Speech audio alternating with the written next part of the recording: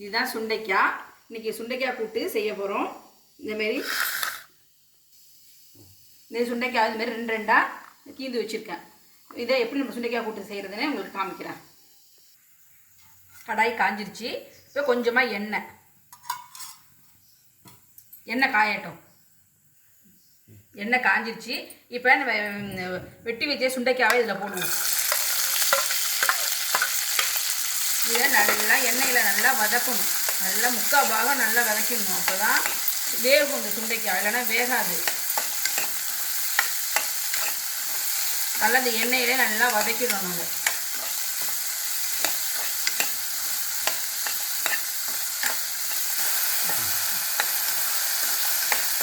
சுண்டைக்காய் வந்து உடம்புக்கு ரொம்ப நல்லது.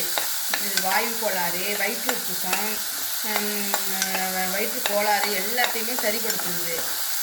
சுண்டைக்காய் இந்த இதை வந்து அப்படியே நம்ம வத்தல் மாதிரி போடலாம். இந்த சுண்டைக்காய் இந்தமாரி கீந்து வச்சுருக்கோம் இல்லையா, அதை வந்து மோர் உப்பு அதில் ஊற வச்சு தினமும் அதை எடுத்து அந்த மோர்லேருந்து எடுத்து அதை நல்லா வெயிலில் காய வச்சு நல்லா சுருளை தினமும் காய வச்சு திரும்ப கொண்டு வந்து மோரில் போட்டுறணும். திரும்ப காய வைக்கணும். நல்லா இதுமாரி இந்த மோரை எல்லாத்தையும் ஒட்ட உரிகிற வரைக்கும் காய வச்சு அந்த வத்தலை நம்ம எடுத்து வச்சுக்கிட்டோம்னா நம்ம வயிறு பொறுமலாக இருக்குல்ல, அப்படியே வயிற்று பொறுமலாக இருக்கும்.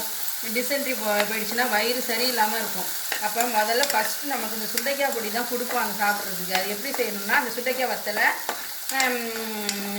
எண்ணெயில் பொரித்து வச்சுட்டு ஒரு சின்ன கட்டி பெருங்காயம், ஒரே ஒரு மிளகா, கொஞ்சம் உப்பு வச்சு பொடிஞ்சி சாதத்தில் நல்லெண்ணெய் ஊற்றி சுடு சாதம் நல்லெண்ணெய் ஊற்றி பிசைஞ்சு சாப்பிட்டோம்னா அந்த வயிற்று பொறுமெல்லாம் சரியாகி வயிறு கோளாறுலாம் நல்லா சுத்தமாக சரியாயிடும். அவ்வளோ நல்லது இந்த சுண்டைக்காய்.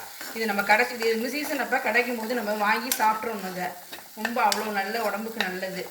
நான் அந்த ஒரு நாள் அது வீடியோ போடுறேன், அந்த சுண்டைக்காய் வத்தல் பொடி எப்படி செய்வதுன்னு. இந்த அளவுக்கு வதங்கிடணும். கொஞ்சம் கலரும் மாறிடணும். வாசனை அடிக்க முடியும் இந்த சுண்டைக்காய் வாசனை. இந்த அளவுக்கு வதங்கினதும் நம்ம கூட்டுக்கு தேவையான தண்ணி,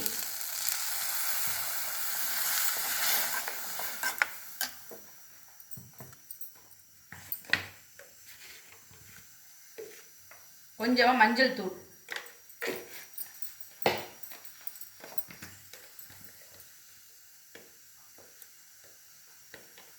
கொஞ்சமாக சாம்பார் தூள்,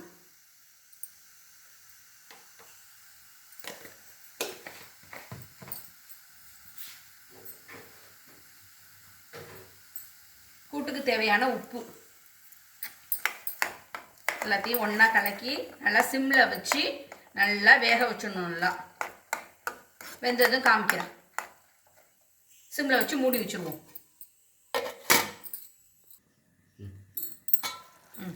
நல்லா வெந்துருச்சு. இப்போ இந்த துவரம்பருப்பை வேக வச்சு வச்சுருக்கேன். நல்லா மசிச்சு வச்சுருக்கேன்.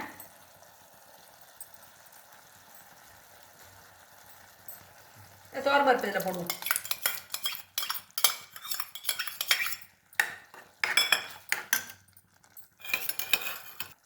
பருப்பு போட்டு ஒரு கொதி வரணும்.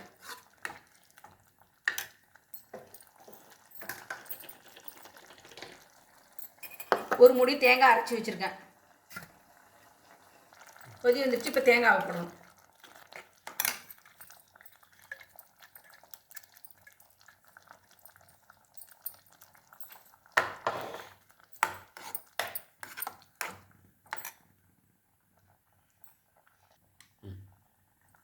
தேங்காய் போட்டு ஒரு கொதி வரணும்.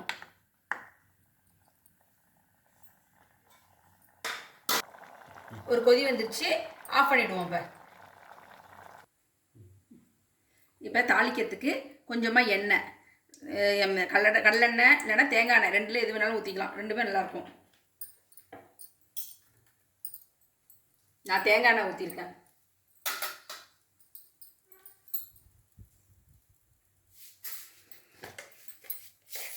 எண்ணெய் காஞ்சிருச்சு. கடுகு,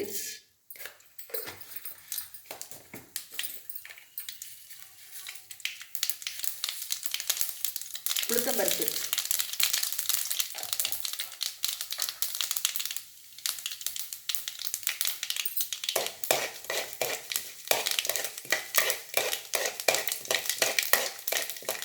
செவந்திருச்சு கருவேப்பிலை,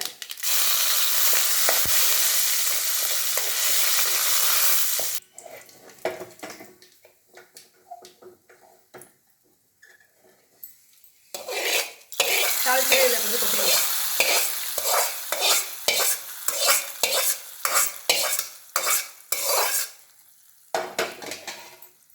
சுண்டைக்காய் கூட்டு ரெடி. இதை சாதத்தில் பசஞ்சி சாப்பிட்லாம், தொட்டுக்கிட்டு சாப்பிட்லாம், எல்லாத்துக்கும் நல்லாயிருக்கும், ரொம்ப டேஸ்ட்டாக இருக்கும். நீங்களும் இதுமாரி சுண்டைக்காய் கூட்டு செஞ்சு பாருங்கள்.